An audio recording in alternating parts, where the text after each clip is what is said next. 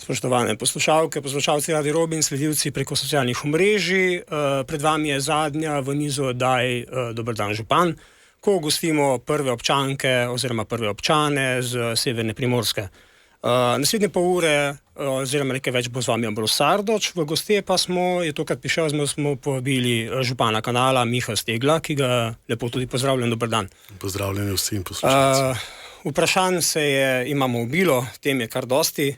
Vemo, da je dogajanje v občini Kanal kar žgoče, ampak glede na to, da je za nami najbolj norčavi teden, pustni teden, najprej vprašal, ali bi slučajno uspelo imeti kaj časa, da se eventualno celo malo sprostiti norčavo, celo se zamaskirati za kakšno urco ali dve.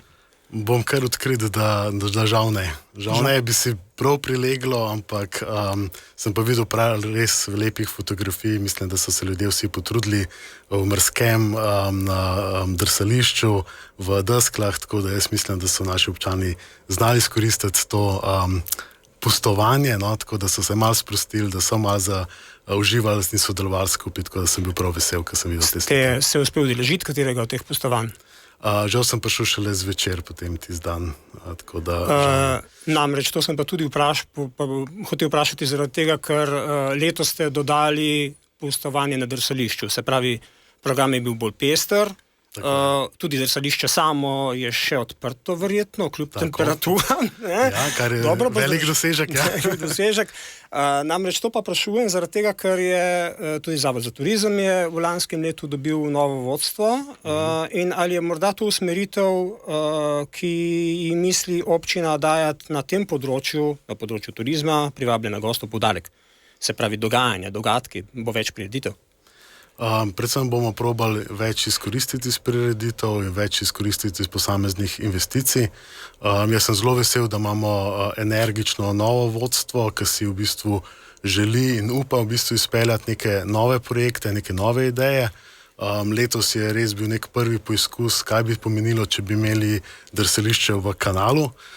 Torej, veseli me, da smo se poleg drsališča odločili tudi za šotor, in ravno ta šotor nam omogoča pravzaprav, da lahko imamo drsališče odprto še v februarju, tudi za časa šolskih počitnic ta teden, tako da mislim, da kukor je glede na obiskanost, glede na potencial novih dogodkov, imeli smo tudi curling, verjetno ste slišali. Ja. Ronški curling, recimo temu tako. Iz Ronke je to prišlo. Ja, na tega dogodku sem bil, moram reči, da je bilo zelo zanimiv.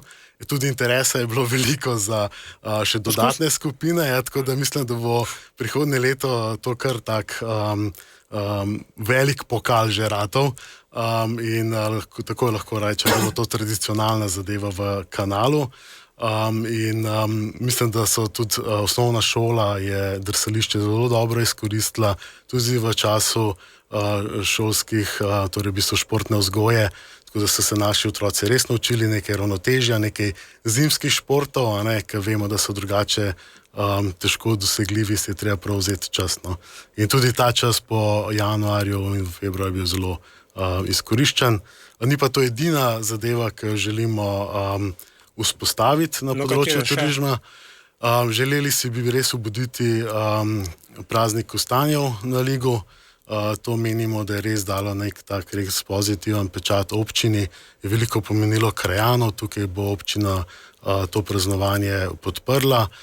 Mi bomo v bistvu poleg pustovanja, recimo, torej v bistvu tradicionalnih skokov poletnih, bomo nekatere dogodke, torej Kogojeve dneve še naprej organizirali, tako da bo enakomerno razporejeni čez celo leto. Torej, želimo se izogniti temu bolj depresivnemu obdobju po novem letu, ampak to so samo neke prireditve. No? Imamo pa še tudi druge načrte na področju turizma, torej od kolesarskih poti do povezav z Italijo, do novih parkirišč za avtodome, recimo. Torej, v bistvu aktivnosti je precej na tem področju, tako da bo potrebno res tudi sodelovanje med zavodom in občino. Jaz zagotavljam, da bomo zagotovili primerna finančna sredstva, tako da sem prepričan, da bo občina doživela neko renesanso v smislu turizma. K nam je v gostje prišel po najbolj norčavem tednu v letu, tako pravijo pustnemu tednu, ki pa v občini Kanal ni bil ravno najbolj norčav, oziroma je bil kar precej resna tema, in sicer seveda pretekli petek je parlament obravnaval zakon o varstvu okolja, ki ima precejšno težo tako za občino, še bolj pa za civilne pobude v občini. Zato gospoda župana najprej sprašujem, ali pričakuje, da bo parlament podprl predlog zakona skupaj z vsemi dopolnitvami. Ja, zdaj marsikaj se je dogajalo na tem področju. Občina Kanal je z občinskim svetom jasno podprla ta zakon. V bistvu smo se tudi jasno izjasnili proti povečanju sosežiga. Vsi vemo, da že Slovenija je v samem vrhu Evropske unije glede obolevanj raka, občina Kanal pa v vrhu v Sloveniji. Tako da poznamo vsi tragiko azbesta in res mislim, da se tukaj ne moramo še enkrat privoščiti, da bi ignorirali težave. Res moramo poslušati zdravniško stroko, ki je pač povedala, da so dodatni v bistvu onesnaževanje toliko bolj problematično za azbestne bolnike, in mislim, da je prav, da v bistvu ravno civilna družba nadaljevala torej z neko akcijo, torej bi se oblikovala ta sam zakon, ter ga z voljo volilcev in podpisi pravzaprav vložila v parlamentarno proceduro. Zdaj, imeli smo že prvo branje, obravnavo na odboru, imeli smo prejšnji teden drugo branje, tako da zaenkrat so vsa branja šla uspešno čez, so prestala preizkušnja, zakon se je v tem času seveda tudi izboljšal, prilagodil glede na situacijo oziroma pomislike različnih deležnikov, tako ministrstva, tako kot podjetja, in mislim, da v bistvu na koncu bom in upam, da bo pač sprejet. Je pa pravzaprav to zelo težko, ker v bistvu so zelo močni lobiji, močno gospodarstvo, ki se seveda želi nadaljevati z takšnimi mejnimi vrednosti, kot trenutno veljajo. Na srečo pa predsednik vlade dr. Golob razume problematiko, razume bolečino prebivalcev, tako da če se on ne bi osebno postavil za prebivalce, sem prepričan, da bi te lobiji iz ozadja že zdavnaj zminirali ti zakon, tako da za njegovo držo in držo svobode res lahko sam pohvalim. Si pa želimo, če govorimo o pričakovanjih v državnem zboru, da bi poleg koalicije zakon podprla tudi opozicija, kar je že storila na obravnavi na odboru, tako da mogoče sem jaz naiven, ampak jaz upam, da bo zakon soglasno podprt v državnem zboru, in to je v bistvu naše pričakovanje, zato ker gre dejansko za temo, ki se tiče vseh ljudi, ne glede na politično pripadnost. Vprašanje, ki se nanaša na to, ki smo ga dobili od poslušalca oziroma sledilca Radio Robin, je, ki vam čestita najprej glede tega zakona, je tudi, ali menite, da bo parlament upošteval, tako se je izrazil, ničelno toleranco do izpustov? Glejte, ničelna toleranca žal ne obstaja, bo pa v bistvu verjetno sprejeta dikcija, ki bo zelo jasno dala usmeritve, kako ne se zapišejo uredbe, predvsem glavni učinek jaz vidim, da bodo uredbe poostrile oziroma jasno določile pravila obratovalnega monitoringa, torej da bo lažje ugotoviti, ali podjetja pravzaprav se držijo teh mejnih vrednosti ali prihaja do kršitev okoljevarstvenega dovoljenja. Tukaj osebno jaz vidim največji korak, poleg tega, da v bistvu se bo probalo te standardne normative čim bolj izenačiti. Se pravi, bodo potrebni še podzakonski akti? To je bilo... V vsakem primeru, ja, je poleg, torej, ta zakon, predlagani zakon, ne vnaša nobenih konkretnih vrednosti, torej gre za sistemsko rešitev, to je v bistvu neka vsebina, ki paše v podzakonski akt, torej uredbo o sežigalnicah in napravah za sosežig, tam so pa potem seveda konkretne vrednosti in pogoji navedeni. Kako si pravzaprav, bom rekel, predstavljate bivanje v okolici tovarne v primeru, če bo zakon potrjen in če bodo želene amandmaji tudi potrjeni? A ne vem, a ne bi bila okolica manj prašna, recimo po domače povedano, če skušamo čim bolj plastično povedati? Ja, jaz upam, da bo čim manj pač dodatnih novih obolenj Zdaj, seveda, vsaka tovarna pomeni tudi onesnaževanje, mi si želimo to, da se bo občutno zmanjšalo, to je v bistvu osnovni cilj. Torej, jaz si predstavljam, da bo bolj znosno živeti v okolici cementarne. Kar je bilo pa še vprašanje, je, glede na to, da so pobudniki bili, pa bomo s tem zaključili ta del, pobudniki zakona so bile civilno-družbene organizacije, občina je pa stala nekako ob strani podporo. Kolikšno vlogo, čim bolj kratko, kolikšno vlogo je imela občina in kolikšno težo je po vašem imelo to, da je tudi občina bila na strani civilnih pobud? Ker civilne pobude o tem govorijo že dolgo. Mislim, da je pomembno, da se je pokazalo z volitvami, da v bistvu želja po izboljšanju je pravzaprav želja volilcev. Tukaj so pravzaprav se občinski svet in z mano na čelu smo se jasno glede tega opredelili. Seveda to ima neko težo tudi v državnih inštitucijah. Seveda so predvsem v nadaljevanju so sodelovali pri pripravi amandmajev različni strokovnjaki, pravni strokovnjaki, tudi občina, kot smo bili udeleženi v teh pogovorih. Tako da vsi si želimo nekaj, kar bi bilo v bistvu smiselno in en konkreten korak naprej. Tokrat gleda s vprašanji, ki so nam jih poslali bralci oziroma poslušalci. In sicer naj začnemo kar najprej pri svetu delavcev. Svet delavcev sprašuje župana, katere so tehnološke možnosti za doseganje zahtevanih mejnih vrednosti, ki se jih da uvesti. Oni trdijo ne samo na papirju, ampak tudi v cementarni. Ja, smo začeli kar malo s provokativnim vprašanjem. Če se da kratko. Zdaj jaz tukaj seveda nisem strokovnjak, da bom pač podal ali pa specificiral zadeve Salonito Anhovo. Jaz lahko povem, kar sem sledilo iz pogovorov o sežigalnicah z strokovnjaki, ki se ukvarjajo s temi temami. Oni niso videli razloga, zakaj se v bistvu teh plinov ne bi dalo enako očistiti. Jaz sem prepričan, da izenačitev je tehnološka možnost in tudi osebno ne vidim razlogov, zakaj se ne bi pravzaprav dalo tega narediti, zato ker pri sežigu in sosežigu nastajajo iste snovi. Torej, če se v enem primeru dajo očistiti, ne vidim razloga, zakaj se v drugem primeru ne bi. In tudi v pogovoru s podjetjem Salonito Anhovo so oni začeli celo govoriti o brezemisijski cementarni, o zajemanju plinov in podobno. Torej, nekatere tehnološke rešitve se nakazujejo, za nekatere se ve, nekatere pač bo treba seveda prilagoditi sami cementarni. Bi pa tukaj mogoče se omenil neko pomembno zadevo. Leta 2020, torej potem, ko je 1200 ljudi podprlo torej pobudo zdravnikov po izenačitvi normativov, se je naredila medresorska delovna skupina ravno za preučitev možnosti izenačitve.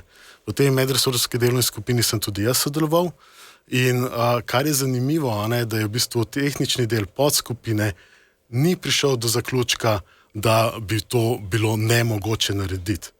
Torej, in v tej tehnični podskupini je sodeloval sam Salonito Anhovo.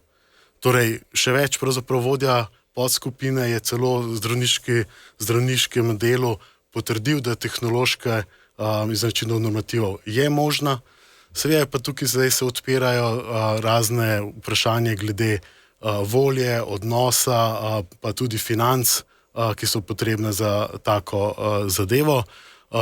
Jaz bi tukaj res poudaril, eno je, če imaš ti recimo filtre, drugo je pa, da v bistvu je pomembno, da se obvladuje tudi sam tehnološki proces. Če gledamo, so izpusti pomembni za zdravje, za varnost ljudi, tako kot je recimo vožnja. Če divjaš, je v bistvu to bolj nevarno, kot če previdno voziš. In ravno podobno je tudi z samo tehnologijo, samo napravo, če je v bistvu se jo vestno in zelo podrobno usmerja in krmili, prihaja tudi do manj teh raznih viškov, ker bi pač prišlo do težav.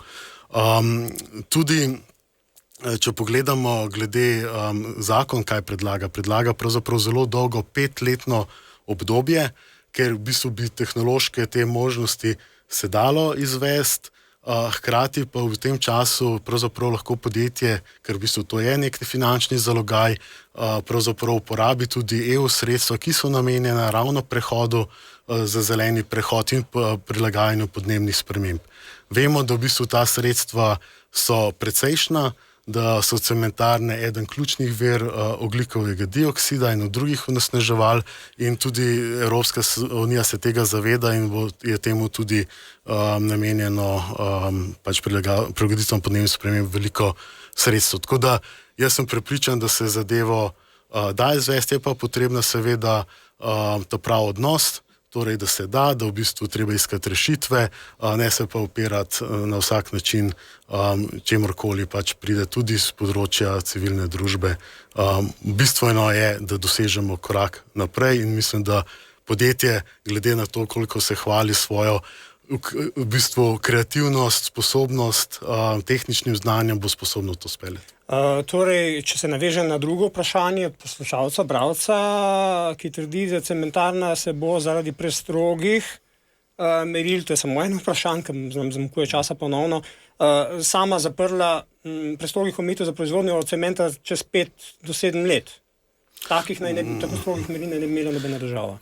Zakon ne pomeni zaprtja cementarne, tukaj jaz zelo se ne strinjam s to izjavo. Zakon je napisan zelo splošno, torej v bistvu možnosti je veliko, kako se v bistvu zadeve pač prilagodijo, določijo. Kot sem omenil, je tudi tehnološko zadeva izvedljiva, bolje vprašanje samih finančnih konstrukcije. Zdaj, v vsakem primeru pa v 5-7 letih si jaz ne predstavljam, da bi se cementarna zaprla, tudi če bi se mogoče nekateri prebivalci to želeli. Pa da uspem še kakšno pol minute ali še za eno vprašanje iz teh vrst, čeprav ne bodo žal vsa. Kaj bi pa storili, to je po novem svetu delavcev, če bi se cementarna zaprla? Ali imate kakšen pripravljen načrt o možnosti zaposlitev za vse, ki bodo ostali bez dela? Glede, jaz dvomim, da se bo cementarna zaprla, mislim, da bo tukaj še zmeraj ekonomski interes. Mi pa v vsakem primeru zelo aktivno delamo na različnem obrtni coni. Hkrati v bistvu smo povečali proračun za gospodarske spodbude, želimo usmeriti več ljudi v neke manjša podjetja, tehnološko napredna, z večjo dodano vrednostjo. Hkrati želimo spodbuditi tako kmetije kot turizem na podeželju. Tako da v bistvu jaz v naslednjih letih vidim precejšen razvoj na drugih področjih. Občina Kanal že vrsto let namenja ne samo veliko pozornosti, ampak tudi precejšnje vsote denarja. En tak zvedeli zalogaj je bil seveda tako imenovani preklop na vodarno Mrzlek, pa postavljam svoje vprašanje in obenem vprašanje ene od naših poslušalk. Kdaj lahko se pričakuje, da bo, bomo rekli temu, voda pritekla do pip? Hvala za vprašanje. Zdaj, mi smo, kar se tiče samih del, zadevo zaključili. Zdaj smo v fazi dejansko priprave, torej v bistvu pridobivanja uporabnega dovoljenja. Menimo, da to bi lahko šlo hitro, tako da jaz upam, da bo pravzaprav konec februarja, bolj raje rečemo začetek marca, da bo tudi uradna otvoritev tega vodovoda, da bo pritekla voda tudi uradno. Tehnično pa bi to bilo že možno, samo je pač seveda potrebno poskrbeti za vsa dovoljenja in pa postopke. Katera naselja bo skrbovalo v prvi fazi? Ali je dolgoročno celo za celo občino?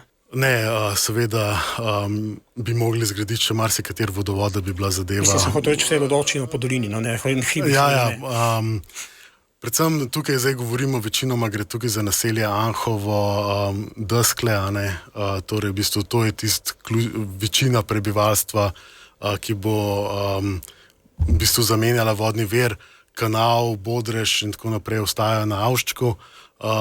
Menim, da je to res bistvena razlika, zato ker, se pravim, vir bo popolnoma ločen od vodarne močila, tukaj bodo ljudje lahko varni, v bistvu bodo lahko mirno pili vodo, brez strahu, da bi prišlo do industrijskega onesnaženja, tako da tukaj bom jaz res striktno pazil, da ne bo nekaj kombinacij z vodarno močila, ker si v bistvu res prebivalci to zaslužijo, za ta namen smo tudi dobili državna sredstva. torej v bistvu pridobila oziroma celo akcijo speljala civilna družba, kot vemo. Mi smo pa ta seveda sredstva zdaj uspeli uporabiti, tako da smo zelo blizu končnemu cilju zagotavljanja zdrave pitne vode, predvsem varne vodooskrbe. No, se je eno vprašanje od bralk, poslušalke pravzaprav, je bilo tudi, od kje ste denar, torej evropski denar je šel za konkretno z katerega sklada? Ne, v bistvu, pravzaprav je to, samo idejo so v bistvu dobila civilna družba, torej društvo Eko Anhovo z inštitutom 8. marec in civilno inicijativo Danes. Oni so v bistvu, če se spomnite, speljali peticijo. Torej v postopku sprejemanja državnega proračuna se je takrat pripravljal potem amandma, tak, da je v bistvu državna sredstva pravzaprav namenil izgradnji vodovoda za Mrzlek. No, ko smo pa v vodovodih, razen tega je pa, kot sta tudi v pauzi omenila, občina Kanal je že v preteklosti dosti vodovodov urejala, so še pa drugi, kjeri so vse najbližje v planu, verjetno Koprivišča, pa še kakšen večji. No, to zdaj v bistvu gradbeno dovoljenje oziroma je tudi za Levpo, torej tisti konc, vendar moramo vedeti, da je potrebno ne samo graditi vodovodov, ampak seveda tudi zagotoviti primerne vodne vire, ki bodo tudi v suši omogočili nemoteno oskrbo. Ravno s tem imamo v občini Kanal velike težave, torej s prilagajanjem na podnebne spremembe. Imamo namreč veliko število posameznih vodnih virov. Mi si želimo to racionalizirati in zagotoviti pravzaprav stabilnejšo vodooskrbo tako v času nalivov, torej kalnih voda, kot v času velikih suš. In ravno oboje je bilo lansko leto in pa predlani smo doživeli ravno obe ekstremni situaciji. Se pravi, to bo naslednja zagotavljanje novih vodnih virov, iskanje novih oziroma urejanje obstoječih oziroma racionaliziranje tam, kjer ni več potrebno, recimo imeti toliko vodnih virov zaradi vodnega vira Mrzlek, se bo mogoče kakšen vir opustil. Glede na to, da imate pa tudi v planu, mislim, da v letošnjem letu, če ne tudi v naslednjem letu, tudi kar nekaj kanalizacijskih projektov, mislim, da so Ročin pa Lik na vrsti, ne? Tu je verjetno še več dela. Mislim, kanalizacija bo še nadaljevala se? Seveda, zdaj vsi te infrastrukturni projekti se bodo nadaljevali. Vprašanje pa pač časovnega pridobivanja gradbenih dovoljenj, torej v bistvu neke finančne smotrnosti, torej moramo mi nekako združiti več projektov skupaj, torej da tudi mogoče vodovod obnovimo ali kakšno napeljavo, torej jaz iskreno upam, da bomo tudi v Ligu to čim hitreje speljali, tako da okolica si zasluži našo pozornost. Ne moramo pa žal graditi kanalizacije do vsake hiše, tako da mi bomo naredili, kar se da, bomo pa seveda ravno zaradi tega razloga omogočili oziroma povečali sredstva za subvencioniranje malih komunalnih čistilnih naprav. Smo bili pa župani v pogovoru tudi z Ministrstvom za kohezijo, da bi se ta sredstva tudi mogoče namenila v te namene, tako da bi bile subvencije za male komunalne čistilne naprave toliko večje. Župana sprašuje Aleš, ali se bo kaj ceste popravljalo, ker ponekod so ceste obupne katastrofe, piše vaš občan.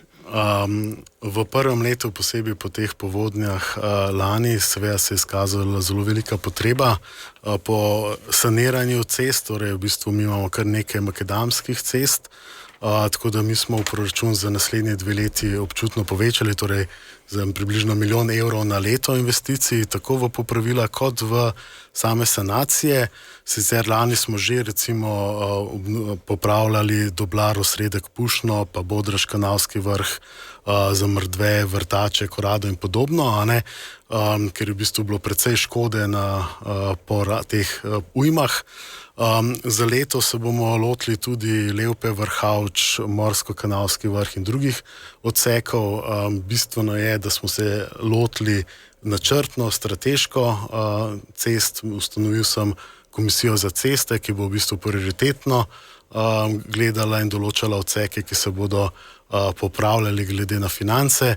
Je pa treba razumeti, da eno so popravila, za katera ni potrebno gradbeno dovoljenje, potem imamo pa cele rekonstrukcije cest, ker gre za pač neke večje smiselne odseke, to je pa seveda pač časovno se malo zamakne, sem pa prepričan, da do konca mandata se bo na cestah precej poznalo, no, tako da upam, da bo tudi varno in tako. Bi lahko izpostavili, kjer je tak večji odsek prvi, ki bo na vrsti, recimo? No, gotovo je Morsko-Kanalski vrh ena od problematičnih cest, tudi v bistvu povezava do Kala nad kanalom, a ne.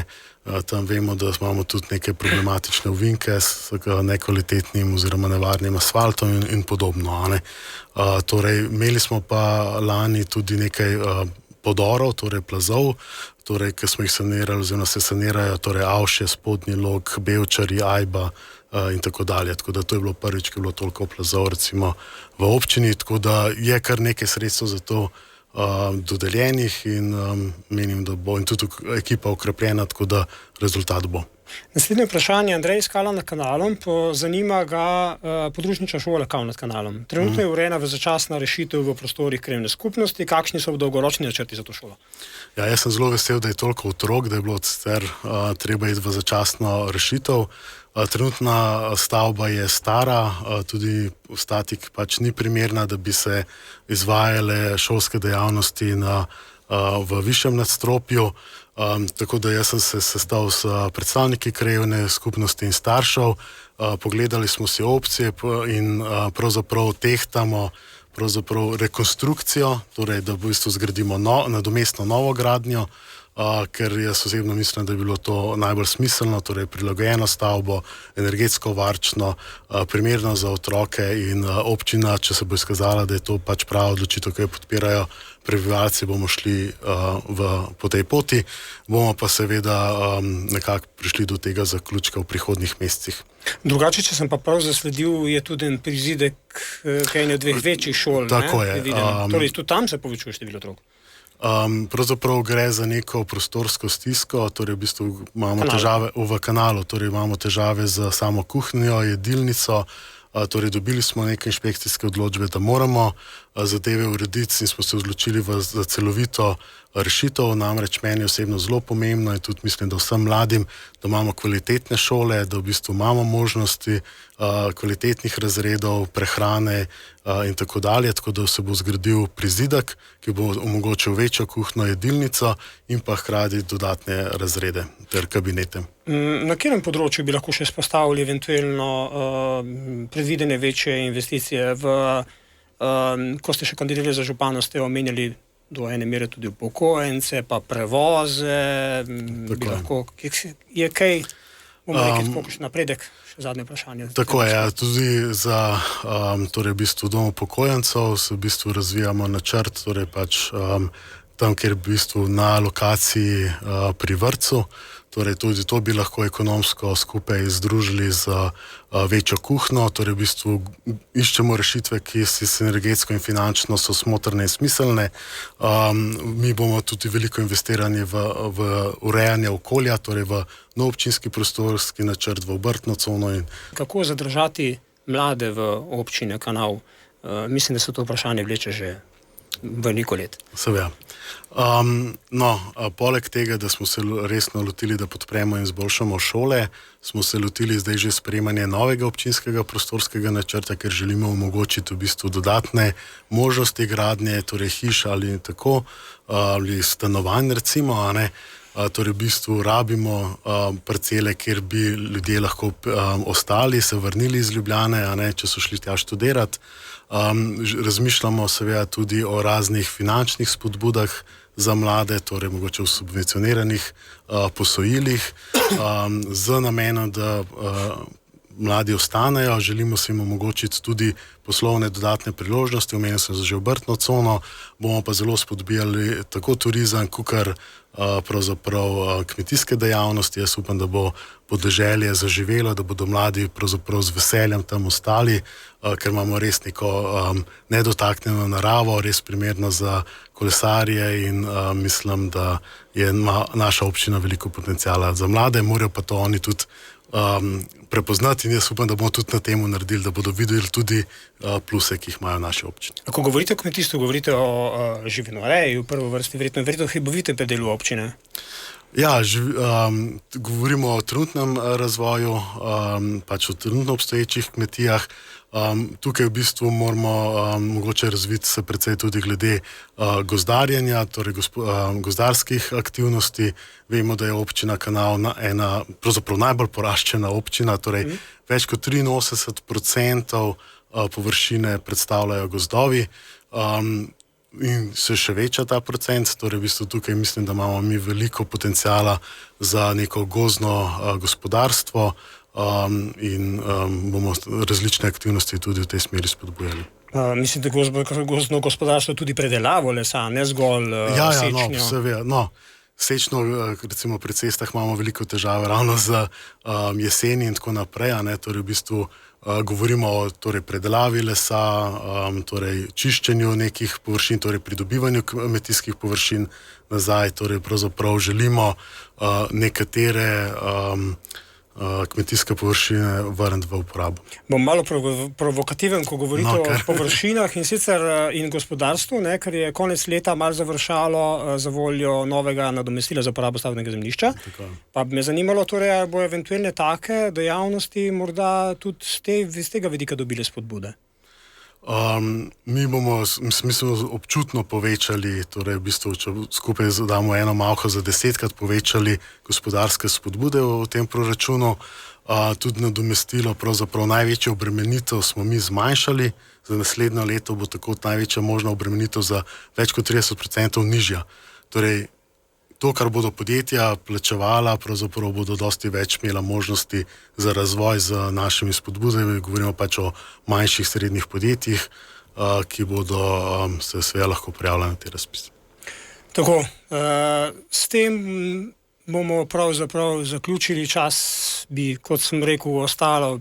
Imeli bi ga še za eno tako oddajo, posebej v vročih temah, ampak na radiju je čas omejen, tako kot je v časopisu Prostor. Dragi poslušalci in poslušalke, sledilci preko socialnih omrežij, to je bil Miha Stegl. Zdaj veste, če si sposodim bolj znano televizijsko frazo, zdaj veste nekaj več o tem, kakšne načrte ima občina Kanal v naslednjem letu. To je bila, kot rečeno, zadnja oddaja Dober dan, župan v tem sklopu, ker smo prejeli kar nekaj vprašanj poslušalcev in sledilcev, ki jih nismo uspeli obdelati v tem času. Naj povemo, da jih bomo poslali občinski upravi in bo občinska uprava pisno naknadno na ta vprašanja odgovorila. Hvala lepa, da ste bili z nami, hvala lepa se tudi županu in želim tudi lep dan še naprej. Vam pa hvala, da ste nas spremljali, ostanite na frekvencah Radio Robin in lep, nenaporen dan. Radio